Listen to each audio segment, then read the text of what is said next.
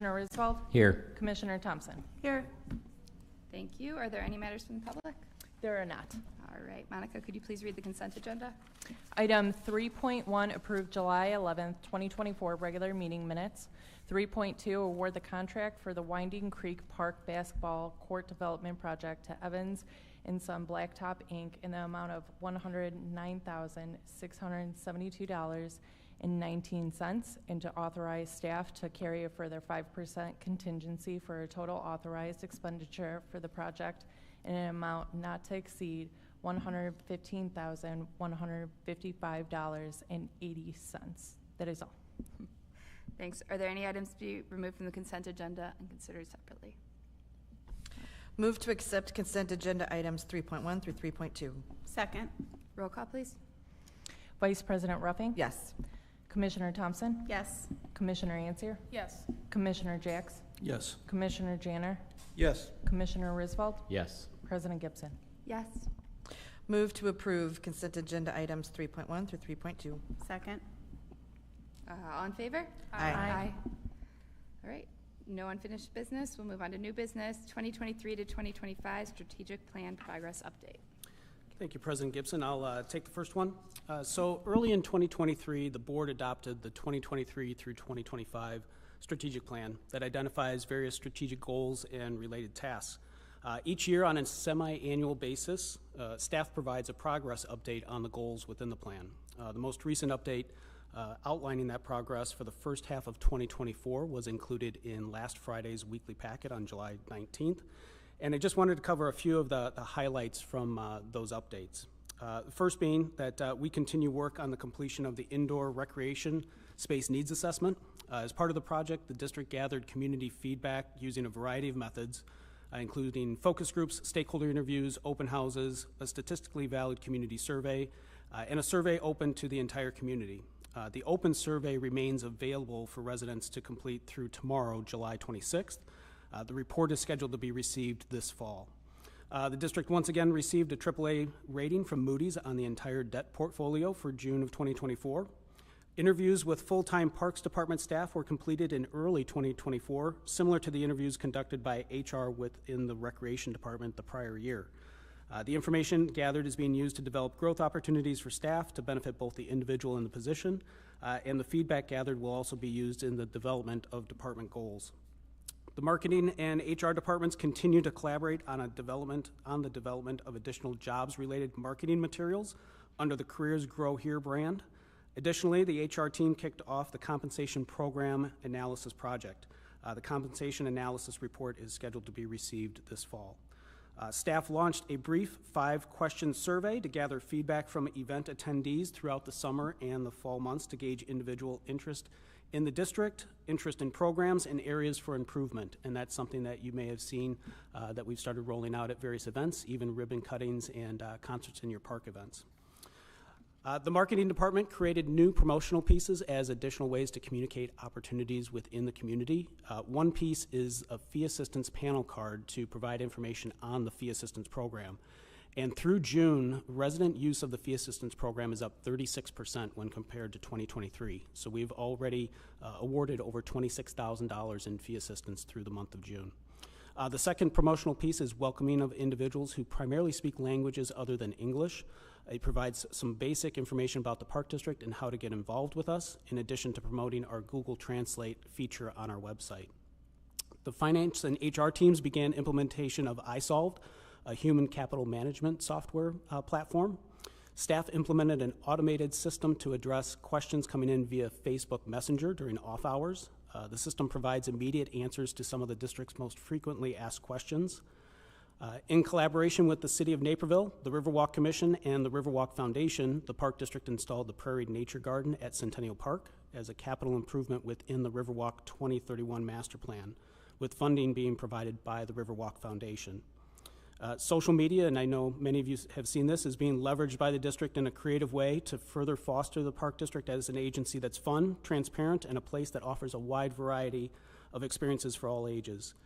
And then finally, in May, the board approved a 5-year agreement with Wintrust, Naperville Bank and Trust, to name the Knock Park Synthetic Turf Field Wintrust Athletic Field. The partnership also includes some additional marketing benefits, and a ribbon cutting celebrating the new sign and field naming was held earlier this month.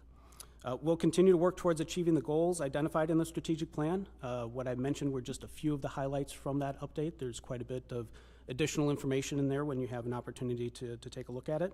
And if there are any questions regarding the update or any of the goals, we'd be happy to discuss them this evening. Great, thank you. Does anybody have any questions or comments on the strategic plan? Nope.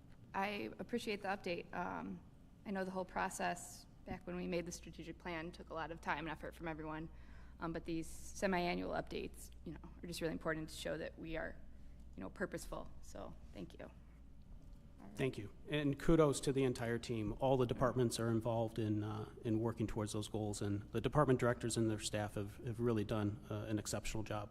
Agreed. Awesome. Well, thank you all. All right, next we have the ARRCC retaining wall installation. Good evening. Contract for this project is anticipated to be presented to the Park Board for approval in August or September. The scope of work for the project involves the installation of retaining wall at the lower level of the southwest corner of the building due to steep slopes and erosion issues. Additionally, landscaping will be removed and replaced along the new retaining wall as well as the area south of the parking lot.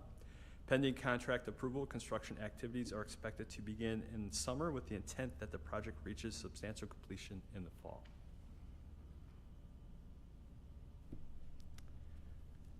Excellent. I assume your next one. You can just. Like to keep going? Yeah, go Okay. for it. All right, so the next one is the Arrowhead Park basketball court and parking lot renovation. A contract for this project is anticipated to be presented to the Park Board for approval in August. The scope of work for this project involves mill and overlay of the existing asphalt basketball court and parking lot, updated site furnishings and landscape restoration. Pending contract approval, construction activities are expected to begin in summer with the intent that the project reaches substantial completion in summer, fall. Is that coordinated with the playground renovation over there? Like, will it all kind of be done at the same time? Actually, the ribbon playground cutting? renovation is going ahead of that. Okay. This is kind of following, it's just more of a fall project. Okay. But the intent is by the end of the year, all the projects will be completed at Arrowhead Park. Okay. And the basketball court renovation won't affect people using the new playground, right? I'm trying to think they're on separate ends of the park. Yes. Okay, cool. Mhm. Awesome. Thanks. Next is the Gartner Park basketball court renovation. So another basketball court renovation. A contract is planned to be presented to the Park Board for approval in August. The scope of work for the project involves mill and overlay of the existing basketball court, updated site furnishings and landscape restoration. Pending contract approval, construction activities are expected to begin in the summer with the intent that the project reaches substantial completion in summer, fall. I'm sorry, there's not enough No, meat. They're good. They're just simple renovations. But the next one's really exciting. So the next one is Nike Sports Complex Site Master Plan and OSLAG grant. So this is part of a State of Illinois Department of Natural Resources, IDNR Open Space Lands Acquisition and Development OSLAG grant project. Application resolution, which is planned with the authorization, which is planned to be presented to the Park Board for approval at the August 8th Park Board meeting. Prior to submission of the grant application. The grant deadline for the application is September 13th. We plan on submitting the grant application toward the end of August, so we're going to be well ahead of that deadline. The maximum grant award for a development project is $600,000 for a project of $1.2 million or more. Upon completion, the Naperville Park District will submit the final project billing request to IDNR showing proof of completion and payment.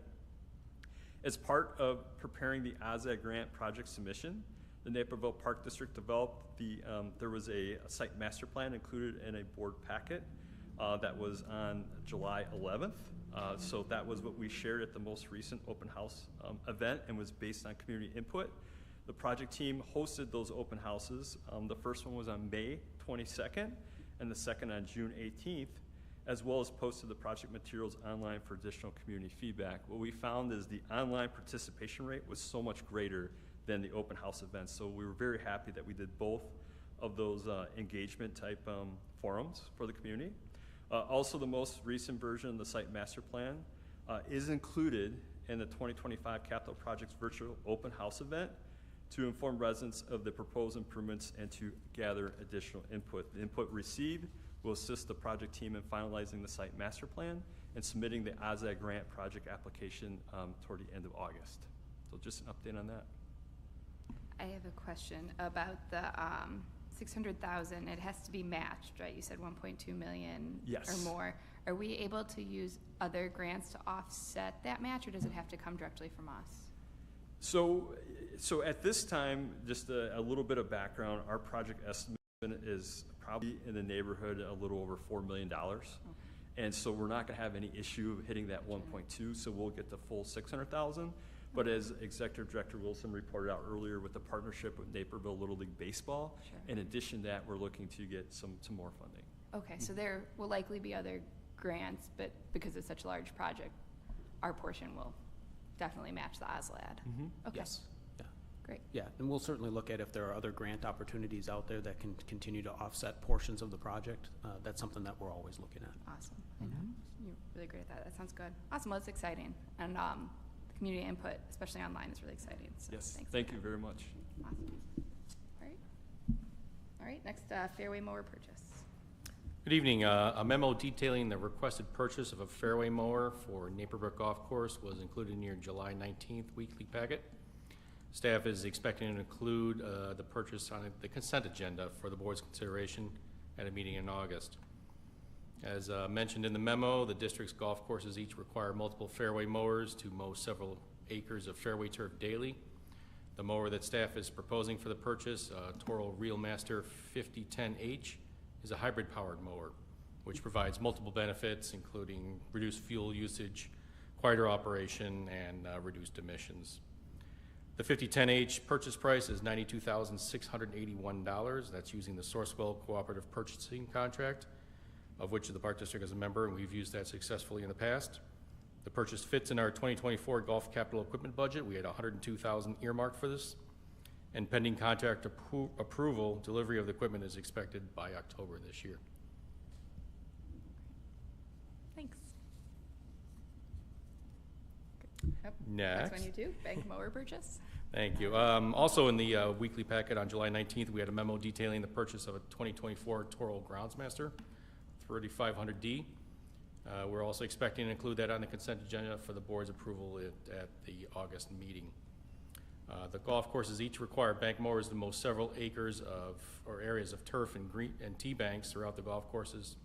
These are areas difficult to reach with larger production mowers. It has a specialized rotary deck that kind of shifts around that allows the operators to mow close to obstacles such as bunkers and edges like that safely without having to get really close. The purchase price for the 3500D is $46,647. Also using the Sourcewell Cooperative Purchasing Contract. We allotted $55,000 in our 2024 golf capital equipment budget for this, and pending contract approval, delivery of this item would also be expected in the fall. Great. Thanks. Thank you. Declaration of surplus property. Everybody's favorite. We've gotten down, I think, to limiting these to quarterly, so not as many of them. Staff have identified several items as no longer needed for Park District purposes, and we anticipate providing a declaration of surplus property ordinance for approval at a meeting in August. At this time, a detailed list of the items supplied by multiple departments is still being finalized and will be provided in an upcoming weekly packet. As is our normal practice, once the declaration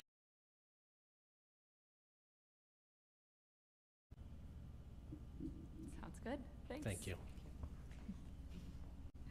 All right, on to department updates. We'll start with admin. Good evening. A calendar invite was sent for the Last Fling Labor Day Parade, which will be held on September 2nd at 10 a.m. Please let me know if you and any family members are interested in marching by August 8th. Thank you. Thank you. All right, finance. Hi, good evening. I will be brief. We are officially in budget season. We've crossed halfway through the year, so all departments are working on already starting projections for the year, and we're looking forward to developing the 2025 budget. And then just the normal finance stuff going on of lots of payroll. We're at probably our largest number of staff right now. And with all of the information you heard from Eric of construction projects, we're also spending a lot of money on capital. So that's all flowing through as it should. Awesome. Hey, thank you. Thank you. All right. Golf. Hello again. A couple things from golf. We had our 2024 Naperville Men's Amateur this past weekend. That was played at both Springbrook and Naperville golf courses. We had over 160 players, and they enjoyed exceptional weather for this time of year. Great course conditions, and we saw some real nice, strong competition. We had, for all the participants, lunch from our sponsors, Belgio's and Portillo's. And our title sponsor, Woody Buick GMC, provided a hole-in-one challenge with a new SUV if someone actually made an ace, which we're hoping to see at some point this year, but not yet. On the horizon, we have tournaments in August. We have the Women's Invitational, and then followed that by the Glen Eakey Senior Amateur. That'll wrap up our major events for the year.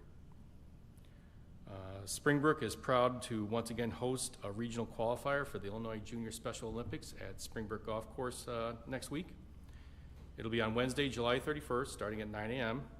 The participants will be competing in several skill challenges, putting, chipping, full swing. And previous years, we've seen close to 100 young athletes in this qualifier, so it's a big event. And then the athletes from this regional who qualify will get to move on to the state championships in September. If anybody was driving near Springbrook recently, you may have noticed there was some significant tree damage from the storms on July 13th. High winds damaged several trees throughout the course, including 5 that we are going to have to completely remove. Staff was busy quickly removing the bulk of the damaged limbs and trees. With some of the larger trees are going to require assistance from our tree service. Most of the damage has been cleaned up. Only a few of the tree removals are remaining right now.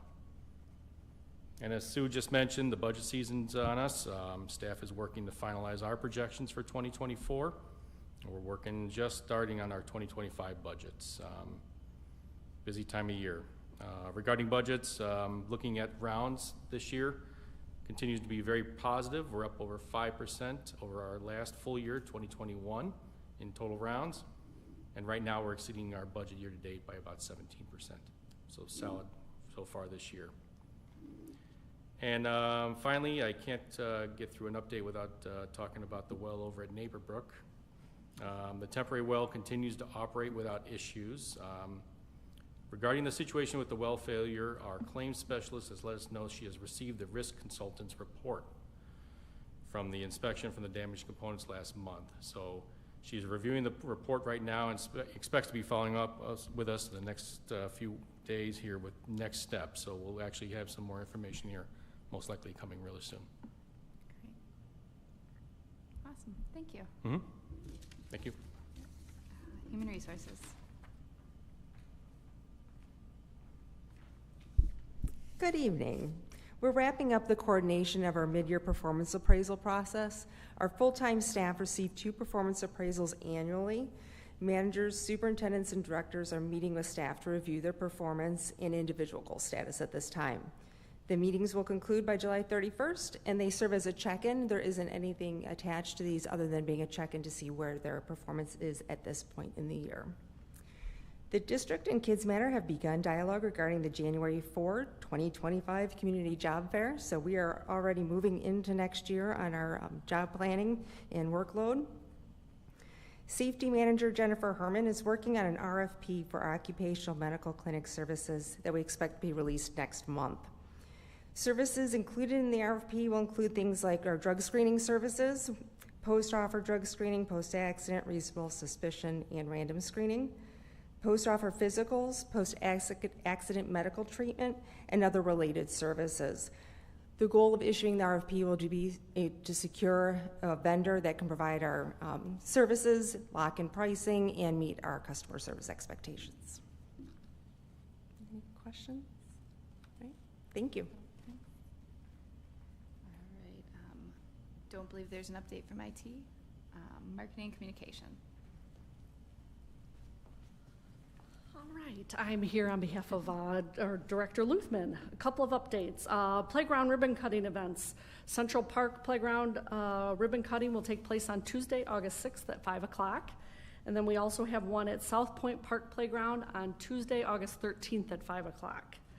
The digital program guide, the fall digital program guide goes live July 31st with resident registration taking place on August 5th. Sponsorship update. As detailed in the board memo dated July 12th, wanted to provide a brief recap of our progress regarding our sponsorship and advertising program. We are currently at just over $306,000, which is approximately 93% of our 2024 goal of $330,000. So we're having yet another fantastic year and fully expect to reach our goal. Not only did the Wintrust Neighbor Bank and Trust Agreement have a positive impact on Q2 numbers, but we also added 11 new partners. As we begin planning for the 2025 budget, we will explore additional ways to grow the program and onboard new sponsors and leverage opportunities for existing sponsors or partners. Fire Department 150th anniversary. I've handed out all of you on the table a flyer, and actually that's going to be converted into an A-frame. And basically, Director Luthman and I have been working collaboratively with the Naper Settlement in honoring the Naperville Fire Department's 150th anniversary. In honor of their 150th anniversary, an A-frame will be placed down at Centennial Beach, highlighting the Park District's partnership with the fire department. I have the copy, as you can see on the back, shows the two areas that we really work with them on the AEDs within our parks and facilities, and also on the use of the Centennial Beach for their training. So it's been a great relationship and partnership with the fire department, and we wanted to make sure they knew that we appreciated them. Any questions? Okay, thanks. Thank you. All right, I don't believe there's an update from the park police. All right, next up is parks. Hello again. Following the storms that Director Carlson referenced on July 13th, the evening of July 15th, the National Weather Service confirmed that an EF1 tornado traveled from Yorkville to South Naperville. Provided estimates indicated wind speeds of up to 100 miles per hour and a width that stretched upwards of 200 yards. The path of the tornado, as mapped out by NOAA, the National Oceanic and Atmospheric Administration, shows that it entered town just a little bit south of Volks Crossing Community Park and traveled a due east route parallel to the Tallgrass Greenway until reaching Route 59, where it traveled through the Frontier Park soccer fields, Ashbury Park, parts of Brook Crossing and Timber Creek, and then over the Knock Knolls parking lot, and finally losing steam just before hitting Walnut Ridge Park. All in all, our overall damage in the parks was pretty minimal. The three divisions each spent the next couple of days picking up the debris, cleaning flooded trails, and remulching washed out areas. We did suffer quite a bit of minor tree damage, mostly losing smaller branches and a few small trees. As Director Carlson mentioned, he, on top of a little bit of the big tree damage he had, they also had some minimal damage to the roof of one of their buildings.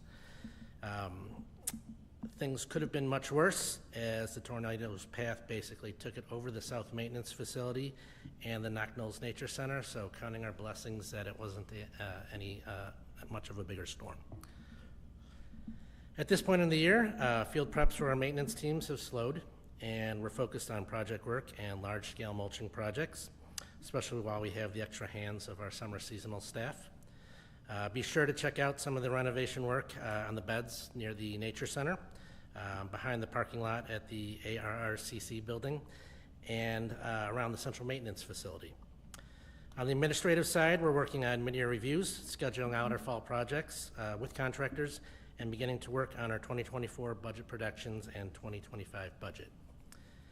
And I thought I'd wrap things up with another quick update on our computerized maintenance management system RFP. I believe I've shared some information with the board on that in some of my previous updates. Our request for proposal was posted on the 8th, and we've received over 35 requests for our project manual so far. Proposals are due on August 2nd, and we plan on viewing product demonstrations from our top candidates beginning next month. which lines up well with the budget season if the decision is made to move forward with the change. We're putting together a team of representatives from trades, custodial, golf, parks, IT, finance, rec, and the planning departments for those demos, and we're excited to see how the new systems might benefit the district. I've got a question and comment. Yes. First of all, I swung by the Prairie Nature Garden on the Riverwalk. I did not expect that. It's looking really nice. Yes. Yeah, it's all ready, so if anybody hasn't, it's, yeah, it's grown really quickly and it It's looks great, so. great Amazing how job. tall it's gotten. We've had a great summer with the moisture, one of the good parts that Yeah. comes with it, but yes, you're absolutely right. I thought it'd be a couple inches, but I mean, it looks, and to just know that it's gonna be, what, a couple of years till it's fully developed, but looking at that, and there's even some color in there already, so awesome job They by got a everyone nice on that. And then just kind of in general, with the July 15th tornado, I think this is the third tornado that has gone over our parks since our terms began. Yep. Is there anything from a parks perspective that is changing or that you're looking at just since these are more frequent events? Is there anything we can do to help, mitigate the damage if they happen more often? Unfortunately, we're getting better at dealing with it. Yeah. I know working with our safety manager, we've got the processes in place now with our responses. Okay. Obviously, it's from a staff perspective, we're happy to not be in the parks during many of these events. But then we have set up, things like phone trees when we needed to put together a quick response team to try to see who's available if there's damage that occurred in the evening or on the weekend. So yeah, we're definitely wrapping our heads around how we need to respond to it, and then the different times of the day or the days of the week when we need to put together that team. Okay. And in terms of staff safety, I know the first one to go over Frontier a year or two ago, there was somebody out in the park. Staff has a way to be notified if, I guess there's a lightning alarm, but Yes. there's procedures. Yes. On top of the know. things that we, all benefit from as members of the community, the sirens or the alarms. We've also put together, phone lists with the texting apps that somebody can shoot out and say, hey, don't know if you heard this or saw anything, but, something's been declared. So we've got those mass lists that we can reach out to each other with pretty quickly. Okay, so both before an event and then after, Yes, we're yes. just kind Is of everybody adapting. okay? Okay. It's unfortunate, but thank you, and thanks for all the cleanup. I know several of us live in that area, so it was. Scary. Yeah, it was, so, thank you. Thank you. All right. Planning and development. So I have one item for the board this evening, and that's the 2025 Capital Projects Virtual Open House event. As identified in the July 12th weekly packet memo, we invited the community to view information about the proposed key 2025 capital improvement projects. Residents are encouraged to view the list of projects and submit comments and questions via email to the project manager associated with each project. The comment period spans between Wednesday, July 17th until noon on Wednesday, July 31st. The community input received will be considered by Park District staff when formulating project designs and cost estimates for inclusion in the 2025 capital budget. The community input received also will be shared with the park board in an upcoming weekly packet. So just an update on that topic. Great. And I saw some signs went out at the locations too with the QR codes, so thanks for that as well. Yes, thank you. Awesome. Great. Recreation. For the first time, I have more updates than Eric has. So every summer, as you all know, we like to thank the countless number of volunteers who support our programs and events. Last weekend, we hosted the party down at Centennial Beach, which Rhonda was present at, and we had a great response. We had over 600 in attendance, so it was very, very positive. Fort Hill Activity Center continues to draw in new members. This month, we have over 7,900 fitness members as compared to 7,700 that we had back in May. We know some of the influx is due to the college students, so we'll kind of see where we end up when we get into the fall. Fort Hill also continues to be a popular location for different events and activities. In the month of June alone, we hosted 44 birthday parties and 2 kids' night out events with over 100 kids in attendance. Centennial Beach daily admissions are approximately 12% higher than they were last year at the same time, with membership sales slightly lower. If the weather continues to cooperate, we do expect to meet or exceed the 2024 budget projections. Yesterday, our summer day camp programs hosted a one-day collection to benefit the local Operation Support Our Troops initiative. This initiative was optional for anyone in our camp program who was interested in donating needed supplies for the U.S. Armed Forces. It was a success as we were able to drop off several boxes at the local collection site today. Our Sunday summer concerts in your park series is winding down. This Sunday will be the last concert of the season, and it will be held at White Eagle Park. The concerts this summer have been well attended, averaging anywhere from 200 to 500 patrons. And with the end of the concerts, we are now set to begin the outdoor movies, Night at the Movies series. Tomorrow is our first movie down at Rotary Hill. Minions: The Rise of Gru will kick off at 8:30, and movies will be shown through mid-September. The schedule and locations are posted on our website. And finally, the City of Naperville reached out to the district to see if we may be interested in collaborating and exploring different composting options for the community. Director Schutz, Director Quigley, and I met with the city and began some preliminary discussions surrounding this important initiative. I will provide additional updates as things unfold over the next couple of months. Yeah. Cool. Any questions? No, that's great. Okay, thanks. All right, our next regular meeting of the Park Board of Commissioners is August 8th, 2024 at 7 p.m. at Fort Hill Activity Center. Move to adjourn the July 25th, 2024 regular meeting. Second? Voice vote. All in favor? Aye.